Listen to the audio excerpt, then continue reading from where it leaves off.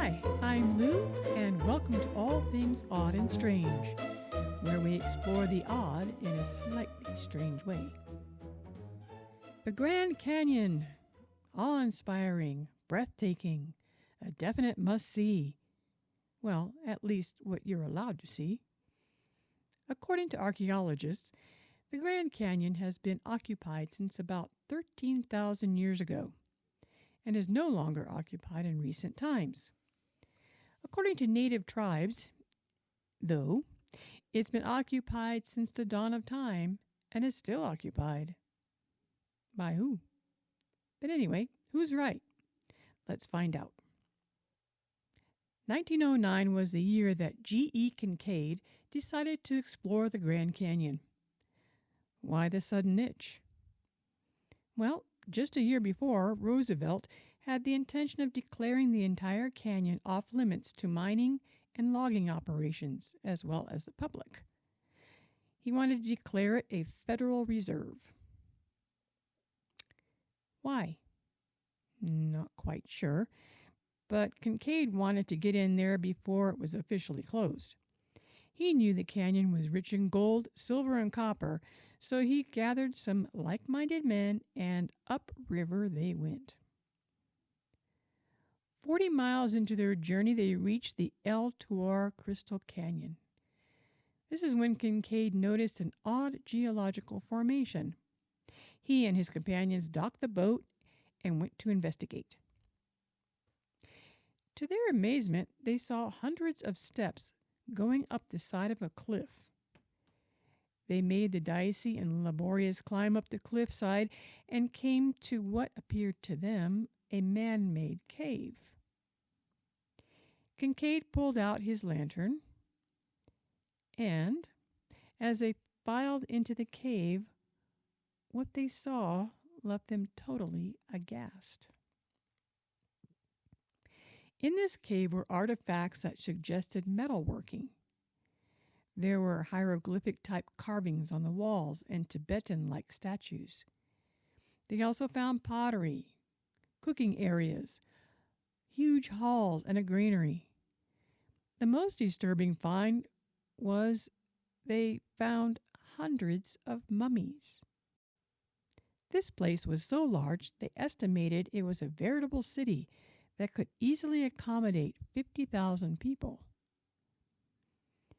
Kinkaid and crew snagged a few artifacts, got back in their boat, returned to civilization, and proceeded to contact the authorities, namely the Smithsonian. This turned out to be a bad move. We touched a bit on the reported dubious nature of the Smithsonian in a previous episode. Anyhow, Professor S.A. Jordan and 40 scientists from the Smithsonian arrived with Kinkaid to the place they now named the Citadel. Professor Jordan deduced that the civilization that lived there was far too advanced for the calculated time period of the hunter-gatherer age in which it was occupied. It was calculated that these people were from another part of the world, not local indigenous, and occupied this area before native tribes arrived in the area. In 1909, the Arizona Gazette broke the story. Headlines read, "Explorations in Grand Canyon. Mysteries of immense rich cavern being brought to light. Jordan enthused. Remarkable finds indicate ancient people migrated from Orient." The effort it took to even begin to research this area was overwhelming. So Professor Jordan and Kinkaid sent word to the Smithsonian requesting more help. Professor Jordan and Mr. Kinkaid were never heard from again. They vanished. Funny how this tends to happen. One could liken it to the multiple occasions where remains of giant skeletons found in the area were taken by the authorities under the guise of further examination and never seen again. Or like the giant mound builder remains in North America or the Viking remains in Newfoundland that proved transatlantic travel took place thousands of years before Columbus, and as well, trans-Pacific travel of the Phoenicians to the Polynesian Islands and the west coast of North America. All this has been swept under the rug by the powers to be of the time. Alabama, 1892. Archaeologist Frank Burns dug up 7 to 8 foot stone coffins. The average male at the time was 5'6". And you guessed it, they contacted the Smithsonian.